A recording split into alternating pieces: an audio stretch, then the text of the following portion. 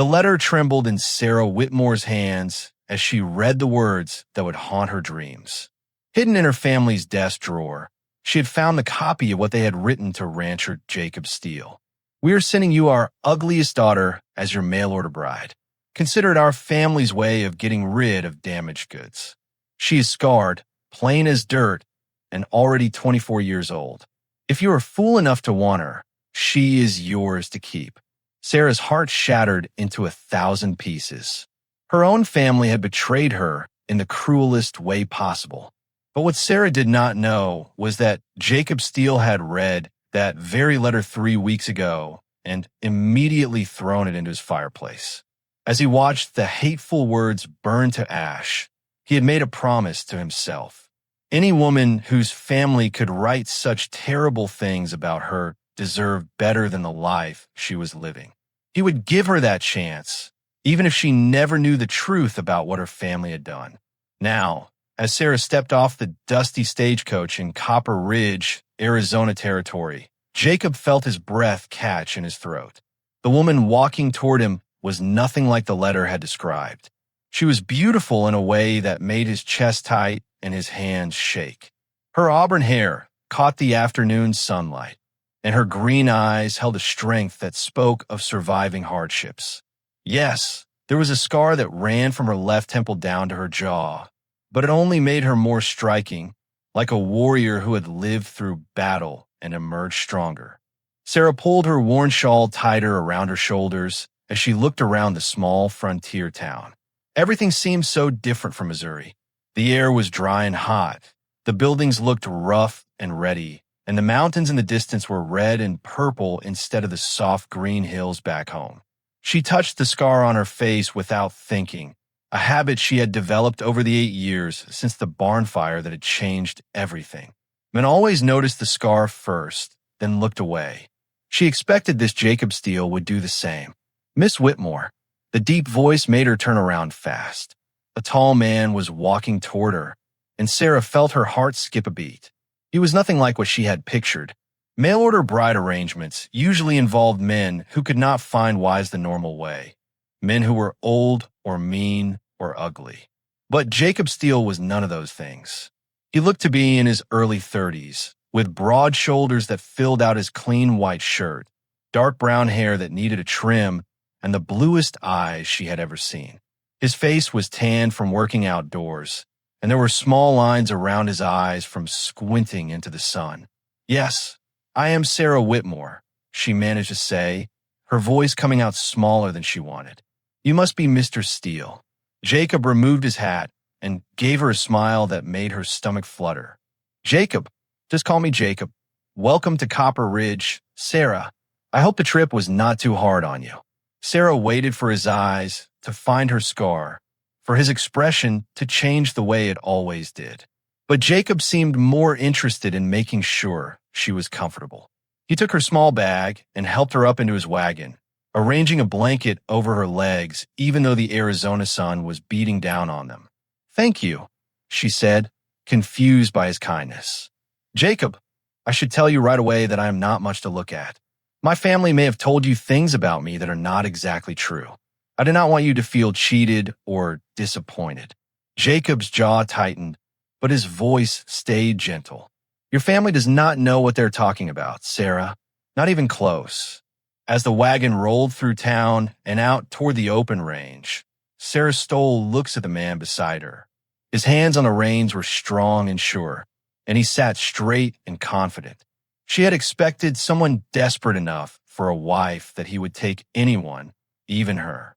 But Jacob Steele did not look desperate. He looked like a man who could have his choice of women. "Tell me about your ranch," she said, needing to break the silence that was making her more nervous by the minute. Jacob's face softened. "It is not fancy, but I built it with my own hands. Got about 500 acres of good grazing land, plenty of water, decent soil. I run cattle mostly, some horses too. The house needs work, I will admit. It has been just me and my housekeeper, Mrs. Henderson, for the past few years." "And why did you decide to look for a mail-order bride?" Sarah asked, then immediately felt her cheeks burn. "I am sorry, that was too personal." Jacob shook his head. It is a fair question. It's lonely out here, Sarah. A man needs a partner, someone to build something with. He glanced at her. What made you decide to answer my advertisement? Sarah felt sick. How could she tell him that she had not answered any advertisement? That her family had arranged this behind her back like she was a piece of furniture they wanted to get rid of? My life in Missouri became difficult after my parents died, she said carefully. My sisters are both married now, and I thought a fresh start might be good for me. Jacob nodded, like he understood more than she was saying. Fresh starts can save a person sometimes. When they came over a small hill, Sarah gasped out loud. Spread out in front of them was a valley that seemed to go on forever. A neat ranch house sat against red rock cliffs, with a barn and corrals nearby. Cattle were scattered across the grassland, and she could see horses running free in a pasture. It is beautiful, she breathed, meaning every word. Jacob studied her face as she looked at his ranch. You really think so? Of course I do. Why would you ask that? Something changed in his expression, like he was surprised or maybe relieved.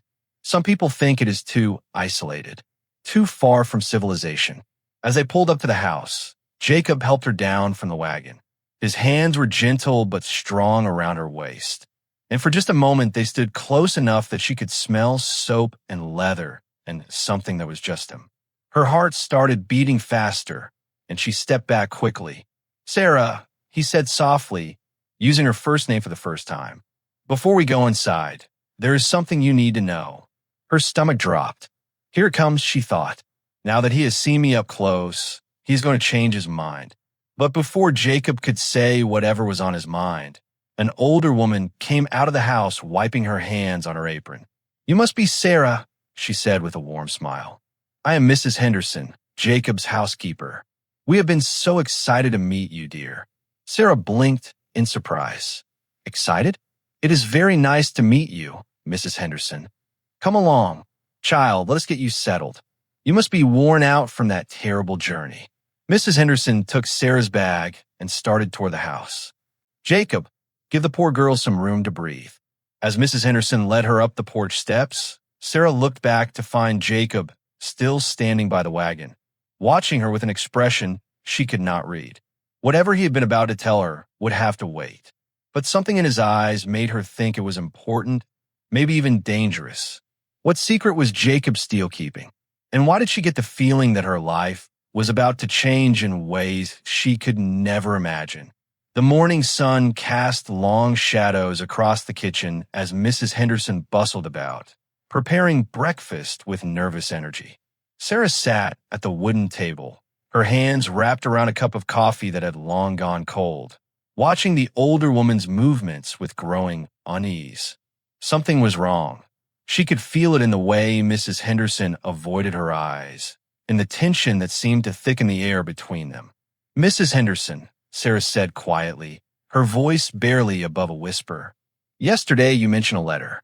What letter were you referring to? The housekeeper's hands stilled on the flour sack, her shoulders tensing visibly. For a long moment, the only sound was the ticking of the mantel clock and the distant lowing of cattle. When Mrs. Henderson finally turned, her weathered face was etched with pain and something that looked like guilt. Oh, child, she breathed, sinking into the chair across from Sarah. I thought you knew. I thought Jacob had told you. She reached across the table, her calloused hands covering Sarah's trembling ones. Your family, they sent Jacob a letter with their proposal.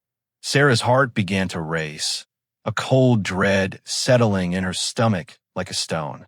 What did they say? She whispered, though part of her already knew she didn't want to hear the answer.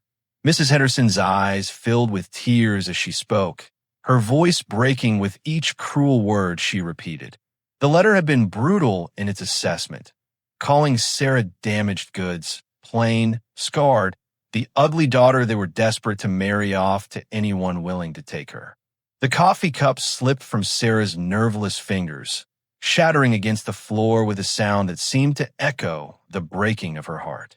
She stood abruptly, the chair scraping against the wooden floor as she stumbled backward, her hand instinctively rising to cover the scar that marked the left side of her face. "They never intended for me to find happiness," she whispered, the realization hitting her like a physical blow. This was just another way to be rid of me. Before Mrs. Henderson could respond, Sarah was running, out of the kitchen, through the parlor, and onto the front porch where her traveling bag still sat beside the door. Her hands shook as she fumbled with the latches, tears streaming down her face as she threw her few belongings inside with desperate haste. She had to leave before Jacob returned from the fields, before he could see the humiliation written across her face, before she had to endure his pity when he realized what kind of damaged woman he'd been saddled with. "Sarah," his voice, deep and gentle, made her freeze. She hadn't heard his boots on the porch boards, hadn't sensed his approach. Slowly, she turned, her face a mask of devastation and shame. Jacob stood in the doorway, his hat in his hands, his blue eyes filled with something she couldn't quite identify, but it wasn't pity. "Mrs. Henderson told me," he said simply, stepping closer despite the way Sarah instinctively backed toward the porch railing. "Then you understand why I have to go," she said, her voice broken and raw. "You know what they said about me, what I really am. I won't trap you in this arrangement, Jacob. You deserve better than damaged goods." She gestured to her scar, her voice rising with self-loathing. "You deserve a real bride, not someone's cast-off daughter." Jacob's jaw tightened, and in 3 long strides he closed the distance between them, his hands cupping her face with infinite gentleness. "Look at me, Sarah," he commanded, his voice rough with emotion. "Look at me and listen carefully." When her tear-filled eyes met his, he continued, his thumbs brushing away her tears with tender reverence. "That letter was the ramblings of blind, cruel people who never deserved you. When I look at you, I don't see damaged goods. I see strength. I see a woman who survived fire and lived to tell about it." His thumb traced the jagged line of her scar, following its path from her temple to her jaw with such tenderness that Sarah's breath caught in her throat. "This mark," he whispered, "tells me you're a survivor. It tells me you're brave. It tells me you faced something terrible and came through it." His other hand tangled in her hair, tilting her face up to meet his gaze fully. "It doesn't make you ugly, Sarah. It makes you extraordinary." Sarah's defenses crumbled completely, and she collapsed against his chest, sobbing with a mixture of relief and disbelief. Jacob's arms came around her immediately, strong and protective, holding her as if she were something precious and fragile. "I burned that letter the day it arrived," he murmured against her hair. "I burned it because those words had no place in my home, no place near the woman I was hoping to build a life with." "How can you say that?" she whispered against his shirt, her voice muffled by fabric and tears. "How can you see anything good in me when my own family—" "Your family is wrong," Jacob interrupted firmly, pulling back just enough to look in her eyes again. "They're blind and cruel and wrong. But I'm not blind, Sarah. I see you, really see you, and what I see takes my breath away." He kissed her forehead gently, his lips lingering against her skin. "I see intelligence in your eyes, kindness in your smile, and strength in the way you carry yourself despite everything you've endured." Sarah felt something shift inside her chest, a tiny seed of hope that she'd thought had died years ago. "I don't know how to believe that," she admitted, her honesty raw and vulnerable. "I've been told the opposite for so long." Jacob smiled then, the first real smile she'd seen from him, transforming his rugged features and making her heart skip. "Then let me show you," he said simply. "Let me prove to you every day that you're not what they said you were. You're not the ugly daughter, Sarah. You're the most beautiful woman I've ever seen, inside and out. And if you'll let me, I'd like to spend the rest of my life making sure you never forget it." Standing there on the porch of the ranch house, wrapped in the arms of the man who saw her true worth, Sarah felt the first stirrings of genuine hope she'd experienced in years. Maybe, just maybe, she could learn to see herself through his eyes instead of through the cruel lens her family had forced upon her. Maybe she was worthy of love after all. The days that followed Jacob's tender declaration fell into a rhythm as natural as breathing. Sarah found herself rising before dawn, not from restlessness or anxiety as she had in her family's home, but from genuine eagerness to begin each day beside this man who saw beauty where others saw only flaws. She would find Jacob already in the kitchen, coffee brewing and breakfast started, his face lighting up when she appeared in the doorway, like she was the sunrise itself. Working alongside him on the ranch felt like discovering a part of herself she'd never known existed. When Jacob suggested they plant a garden behind the house, Sarah's hands seemed to know instinctively how to coax life from the rich Arizona soil. They worked in comfortable silence, their shoulders brushing as they knelt side by side, planting rows of vegetables and herbs that would sustain them through the coming seasons. When their fingers accidentally touched as they reached for the same packet of seeds, the jolt of electricity between them was undeniable, and Sarah no longer pulled away from such moments but allowed herself to savor them. "You have a gift for this," Jacob observed one morning, watching as Sarah carefully transplanted young tomato plants with infinite patience. "These will be the best vegetables this ranch has ever seen."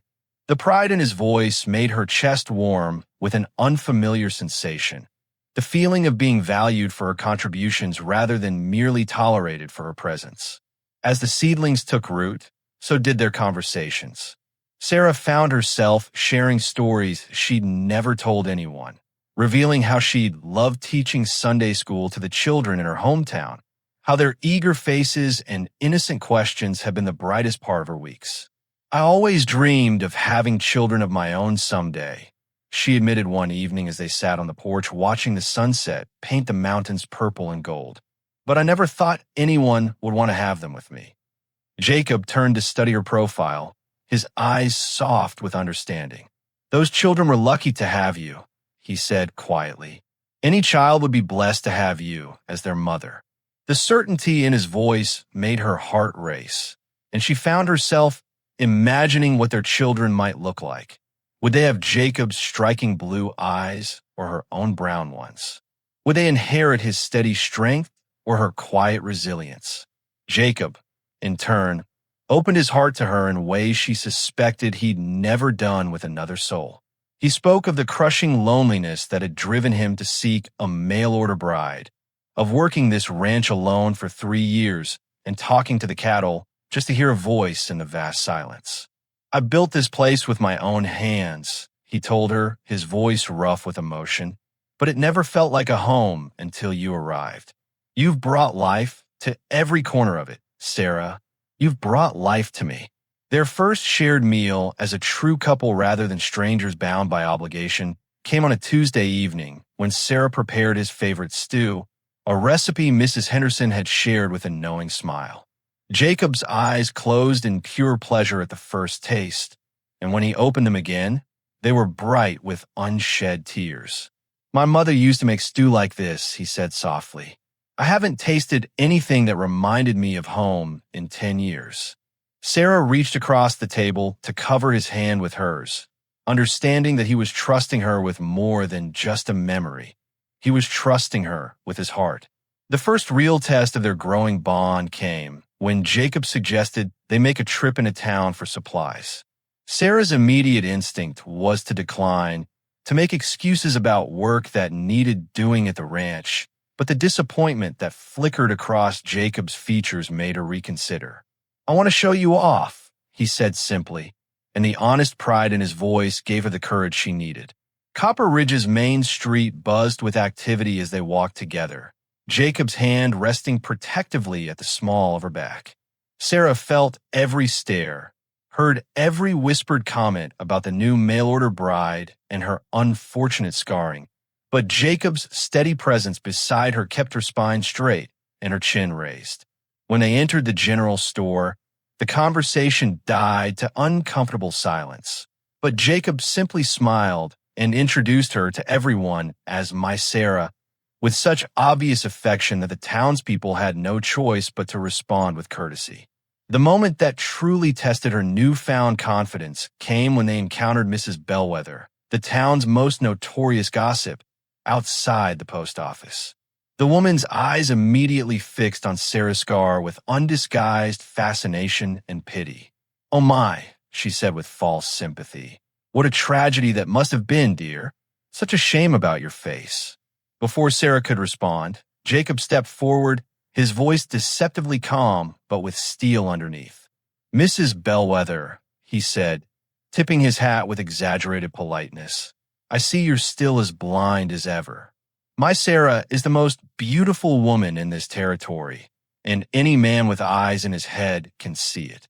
Perhaps you should visit Doc Morrison about getting spectacles." The older woman huffed and bustled away, leaving Sarah staring at Jacob in amazement. That night, they sat together under the vast canopy of desert stars, sharing dreams and fears with the kind of honesty that comes only in darkness. Jacob spoke of his hope to expand the ranch, to build something that would last for generations. Sarah shared her secret dream of teaching again, of filling their home with laughter and learning. When she mentioned wanting to start a small school for the local children, Jacob's face lit up with enthusiasm. "We could build a schoolhouse," he said eagerly, "right here on the ranch. The children could come every day, and you could teach them everything you know. Would that make you happy, Sarah?" The way he said her name, like a prayer and a promise combined, made her heart soar with possibilities she'd never dared imagine. As the evening grew late and the desert air cooled around them, Jacob reached for her hand, intertwining their fingers with natural ease. "Sarah," he said, his voice serious and low, "I need you to know something. What's growing between us? This isn't obligation anymore. This isn't just two lonely people making the best of an arrangement. This is," he paused, struggling for words, "this is the kind of love I thought only existed in fairy tales." Sarah felt tears prick her eyes, but these were tears of joy rather than sorrow. "I feel it too," she whispered, squeezing his hand. "I never thought anyone could see me the way you do. I never thought I deserved to be loved like this." Jacob raised their joined hands to his lips, pressing a gentle kiss to her knuckles. Just as she was about to tell him that she was falling in love with him too, Mrs. Henderson appeared in the doorway, holding an envelope that seemed to glow white in the lamplight. "This came for you today, Sarah," she said quietly, her expression troubled. "It's from back east." Sarah's hands trembled as she broke the wax seal on the envelope, her heart pounding with dread as she recognized her sister Margaret's precise handwriting. Jacob moved closer on the porch swing, his presence a steadying force as she unfolded the crisp paper. The letter was brief, but devastating in its cruel efficiency, each word designed to wound and manipulate with surgical precision. "Dearest Sarah," it began with false sweetness, "we hope this letter finds you well, though we cannot imagine how you could be thriving in such primitive circumstances. We write to inform you that your presence is required at home immediately. Father has taken ill, and Mother needs your assistance with his care and the household duties. Surely even you cannot be so selfish as to abandon your family in their hour of need for the sake of playing house with some desperate rancher." Sarah's voice cracked as she continued reading aloud, Jacob's jaw tightening with each venomous sentence. But it was the final paragraph that revealed the true cruelty behind their summons. "Perhaps it's for the best that you return, as we've recently learned that appearances matter more than we previously understood. Margaret's engagement to Harrison Whitmore was regrettably broken when he expressed a disturbing preference for character over conventional beauty. We fear your absence has given people the wrong impression about the importance of proper feminine virtues. Your return would help restore the natural order and remind everyone of what truly matters in a woman." The letter fluttered from Sarah's nerveless fingers, and Jacob caught it before it could blow away in the evening breeze. His eyes scanned the contents again, his expression growing darker with each word. "They want you back to make your sister look better by comparison," he said, his voice rough with barely controlled anger. They're not satisfied with sending you away. Now they want to parade you around as proof of their daughter's superior beauty. Sarah felt the familiar shame creeping back in her chest, the old voices of her family drowning out weeks of Jacob's gentle reassurances. Maybe they're right, she whispered, her hand instinctively rising to cover her scarred cheek. Maybe I'm being selfish, staying here when they need me. What if father really is ill? Jacob's hands framed her face, forcing her to meet his fierce gaze. Sarah, look at me. Your father has been dying of various ailments for years whenever he needs something from you. And even if he were truly ill, you don't owe them your happiness. They forfeited any claim to your loyalty when they sent you here like damaged livestock. His thumb traced her scar with infinite tenderness. You're not going back to them. I won't let them destroy what we've built here. Before Sarah could respond, the thunder of approaching hoofbeats interrupted their conversation. 3 men rode hard into the ranch yard, their faces grim and urgent. Jacob rose immediately, his hand instinctively moving to the gun at his hip. What's wrong, Pete? He called to the lead rider, a weathered cowboy from the neighboring spread. Rustlers, Jacob, Pete gasped, his horse lathered with sweat and foam. They hit the Morrison place last night, took near 100 head. Word is they're moving this way, hitting every ranch between here and the border. You need to get your cattle secured, and fast. The other riders nodded grimly, their eyes scanning the horizon for signs of trouble. Jacob's mind raced as he processed this information, his protective instincts warring with practical necessity. How many men do they have? He asked, already calculating odds and strategies. When Pete mentioned at least a dozen armed rustlers, Jacob's expression grew grim.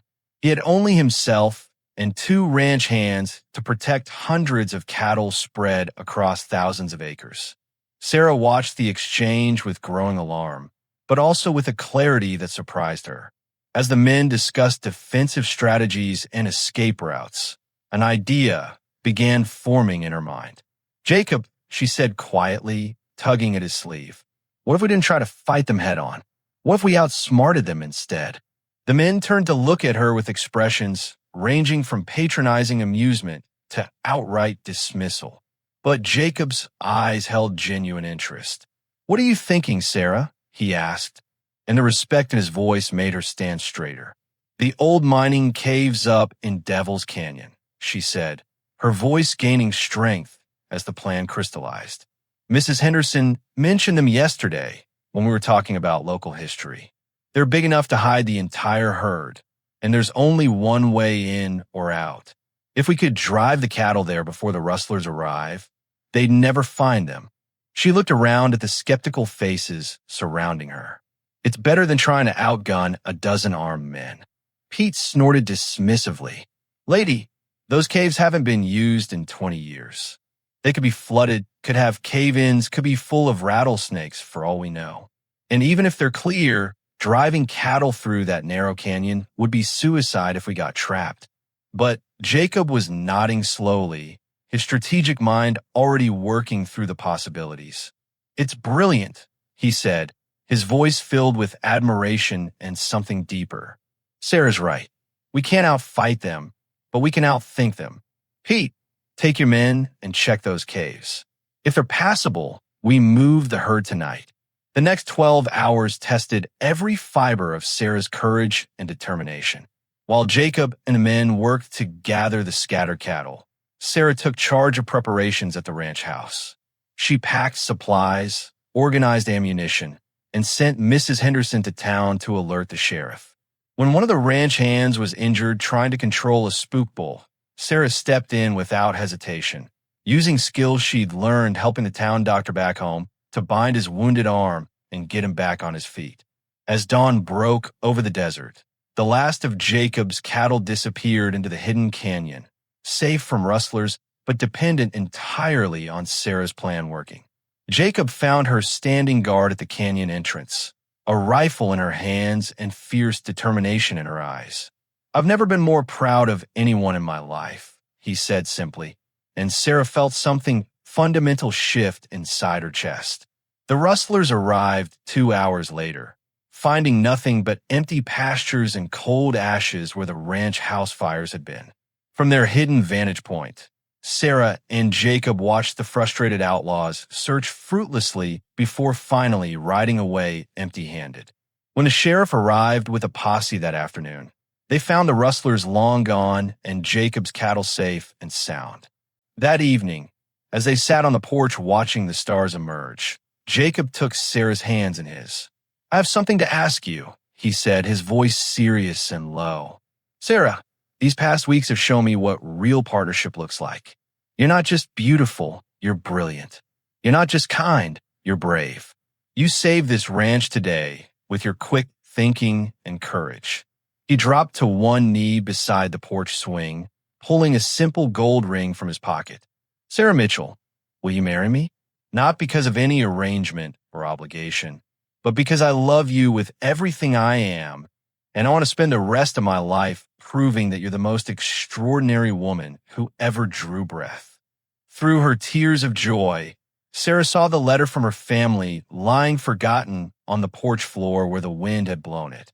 In that moment, she realized she had a choice to make: return to a family that saw her only as a tool for their manipulation, or embrace a future with a man who valued her mind, her heart, and her strength.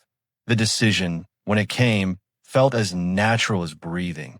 "Yes, Jacob Steele," she said, her voice clear and strong. "Yes, I'll marry you. And no, I'm never going back to them. This is my home now, and you are my family." As he slipped the ring onto her finger, Sarah felt the last chains of her old life falling away, replaced by the golden promise of a future built on love, respect, and true partnership. The morning sun had barely crested the mountains when Sarah woke with Jacob's ring catching the light on her finger, the simple gold band more precious to her than any jewel. She found him already dressed and standing by the window, his broad shoulders tense as he stared out at the horizon. "What is it?" she asked softly, moving to stand beside him, and he pointed toward a dust cloud in the distance, a stagecoach approaching far too early and far too fast for normal travelers. "Your family," he said grimly, his jaw set in hard lines. "They're coming for you." Sarah's heart lurched with a mixture of fear and anger, but Jacob's arm came around her waist, steady and reassuring. "Whatever they say, whatever threats they make, remember that you chose me. You chose us. They have no power over you anymore unless you give it to them."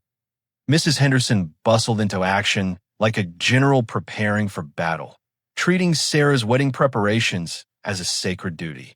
"If they think they can walk into my kitchen and bully my girl," she muttered fiercely while pressing Sarah's only good dress, "they have another think coming.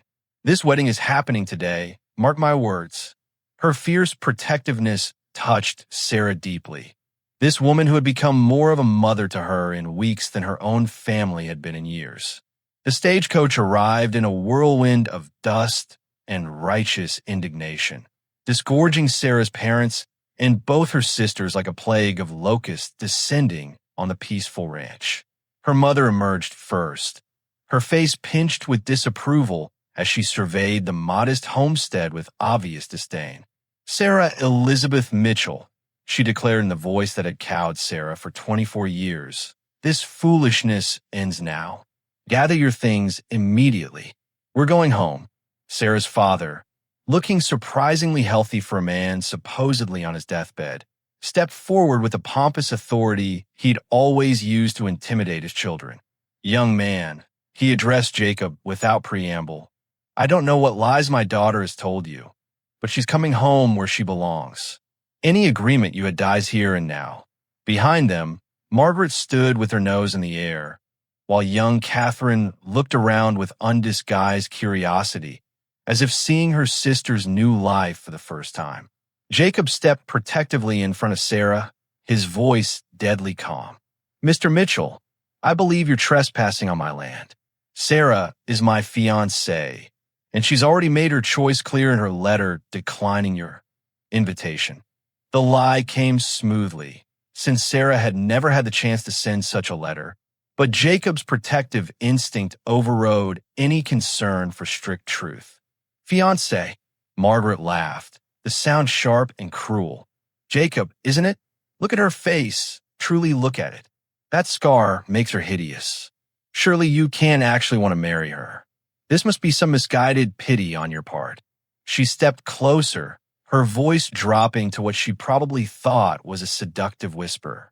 I'm the real beauty in the family. Surely you can see that. The silence that followed was deafening, broken only by the wind rustling through the cottonwoods. Then Jacob began to laugh, a rich, genuine sound that made Margaret's face flush crimson with humiliation. Lady, I've seen mud puddles with more depth and beauty than you, he said with devastating calm. Your sister is worth 10 of you, and if you can't see that, then you're as blind as you are ugly on the inside. Sarah felt something powerful rising within her chest, a strength she'd never known she possessed. For years, she'd cowered under her family's criticism, accepting their cruel assessments as truth. But standing here on Jacob's ranch, surrounded by people who valued her, she saw her family clearly for what they were: small, petty people who built themselves up by tearing others down. No, she said simply, her voice cutting through her mother's renewed protests. I said, no, Mother. I'm not coming home with you. I'm marrying Jacob today, and I'm staying here where I'm loved and valued for who I truly am. She stepped out from behind Jacob's protective stance, facing her family with her chin raised and her shoulders square. Her father's face turned purple with rage. You ungrateful girl. After everything we've done for you, you choose this primitive wilderness over your own family. He gestured dismissively at the ranch.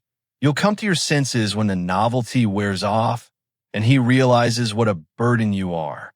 The only burden, Sarah said clearly, her voice carrying across the ranch yard, was believing your lies about my worth for so long. Jacob sees me as I truly am, intelligent, capable, beautiful inside and out. He values my opinions, celebrates my strengths, and loves me for exactly who I am. She reached for Jacob's hand, their fingers intertwining naturally. I choose him, and I choose the life we're building together. The confrontation was interrupted by the arrival of Reverend Thompson and half the town, alerted by Mrs. Henderson's strategic communications the previous evening. The Reverend, a kind man with twinkling eyes and genuine warmth, beamed at the assembled crowd. I understand there's a wedding to perform, he asked cheerfully, completely ignoring the obvious family drama playing out before him. Margaret made one last desperate attempt to maintain control. This is ridiculous, she snapped. Sarah, you can't actually believe this man loves you. Look at yourself. You're scarred, plain, completely unsuitable as a wife. He'll abandon you the moment someone better comes along. Her words were designed to wound, to plant seeds of doubt that would destroy Sarah's newfound confidence. Instead, they had the opposite effect. Sarah turned to face her sister fully, and when she spoke, her voice was steady and sure. Margaret, I pity you. You've spent your whole life believing that your only value lies in your appearance. And now you're terrified because you're discovering that beauty fades, but character lasts forever. I have something you'll never have. A man who loves me for my mind, my heart, my strength, and yes, even my scars, because they're part of the story that made me who I am. The wedding ceremony that followed was simple but profound, taking place on the front porch of the ranch house with the entire town bearing witness. Sarah wore her simple blue dress with wildflowers in her hair, more beautiful than any bride in silk and pearls. Jacob's voice was strong and sure as he promised to love, honor, and cherish her for all the days of his life. And when he kissed her to seal their union, the cheers of their friends drowned out any protest from her family. That evening, as the last of the wedding guests departed and her family finally admitted defeat and returned to their stagecoach, Sarah found herself alone with her husband in the house that was now truly their home. Jacob carried her over the threshold with reverent care, setting her down gently in the parlor where lamplight flickered warm and golden. Their wedding night was everything Sarah had dreamed it could be but never dared hope for, tender and passionate, sacred and joyful. Jacob worshipped her body with the same reverence he'd always shown her heart, his hands and lips erasing years of self-doubt with every caress. When he traced her scar with infinite gentleness, calling her his beautiful wife, Sarah finally understood what it meant to be truly, completely loved. As they lay together afterward, her head on his chest and his arms wrapped securely around her, Sarah listened to the steady beat of his heart and marveled at how completely her life had transformed. "Do you think they'll ever understand?" she asked quietly, thinking of her family's bitter departure. Jacob's hand stroked her hair as he considered the question. "Maybe someday," he said finally. "But it doesn't matter, Sarah. What matters is that you understand your own worth now. What matters is that we have each other and a lifetime to build something beautiful together." He pressed a kiss to the top of her head. "Besides, did you see the look on that sister of yours face when the whole town chose to celebrate our wedding instead of supporting her tantrum? I think she got a lesson today about what real beauty looks like." Sarah smiled against his chest, feeling truly at peace for the first time in her life. Tomorrow would bring new challenges and adventures, but tonight she was exactly where she belonged, in the arms of a man who saw her true worth, surrounded by a community that had welcomed her with open hearts, and finally, blessedly free from the poisonous voices that had held her back for so long.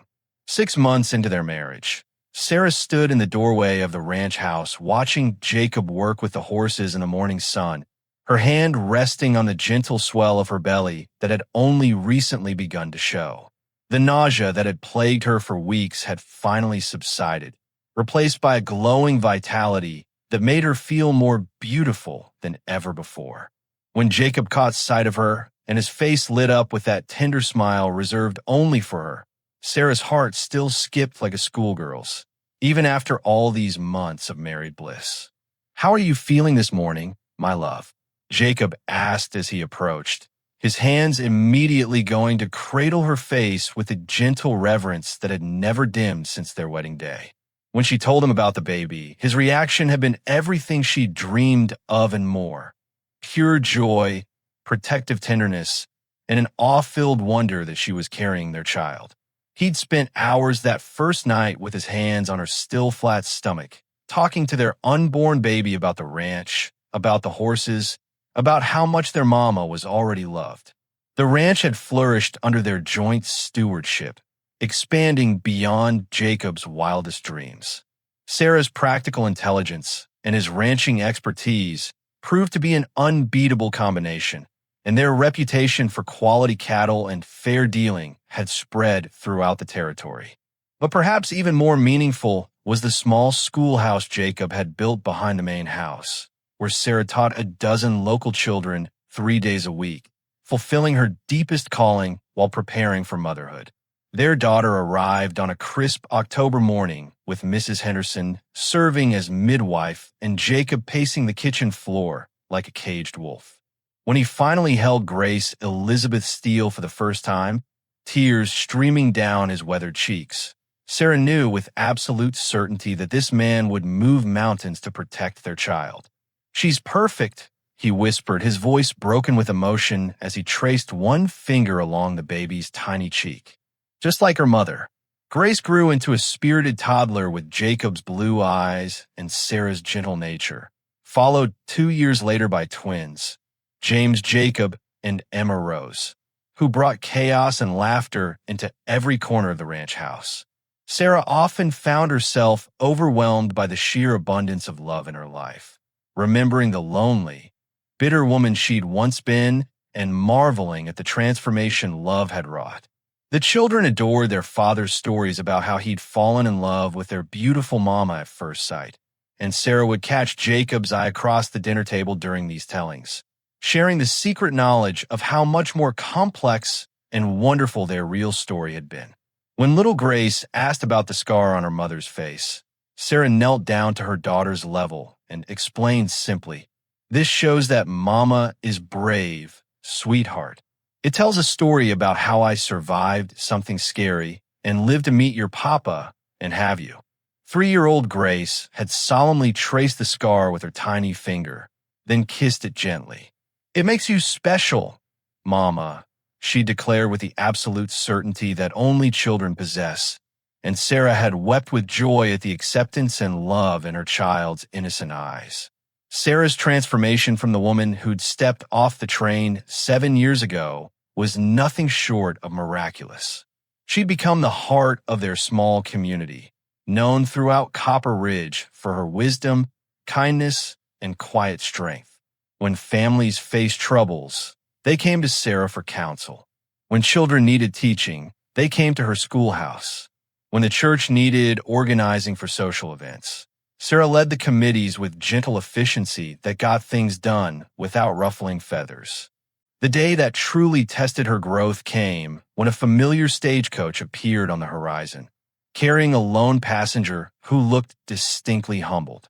Margaret stepped down alone, her once proud bearing replaced by obvious desperation and defeat. Her beauty had faded into hard lines and bitter disappointment, while Sarah had grown more lovely with each passing year, her happiness and contentment radiating from within. "Sarah," Margaret said quietly, her voice stripped of its former arrogance, "I need help. Harold left me with nothing but debts, and mother and father have disowned me for bringing scandal to the family name. I have nowhere else to go." The admission clearly cost her dearly, her hands shaking as she spoke. Sarah studied her sister for a long moment, remembering the cruel words and deliberate humiliations of their childhood. Jacob stood behind her, their children gathered around his legs, waiting to see how she would respond. When Sarah finally spoke, her voice was calm but firm. "You may stay in the guest room for 2 weeks while you figure out your next steps. But I won't tolerate any criticism of my family, my home, or my choices. This is my house, and these are my rules." Margaret nodded eagerly, grateful for even conditional acceptance. Over the following days, Sarah watched her sister struggle with the reality of her transformed life. The ugly daughter now commanded respect and love from everyone she met, while the beautiful daughter had discovered that superficial charm without substance led only to loneliness and ruin. On Margaret's last evening, she found Sarah on the front porch, watching Jacob play with the children in the yard while the sunset painted the sky in brilliant oranges and purples. "I owe you an apology," Margaret said quietly, settling into the chair beside her sister. "I spent so many years believing that beauty was everything that looks determined worth.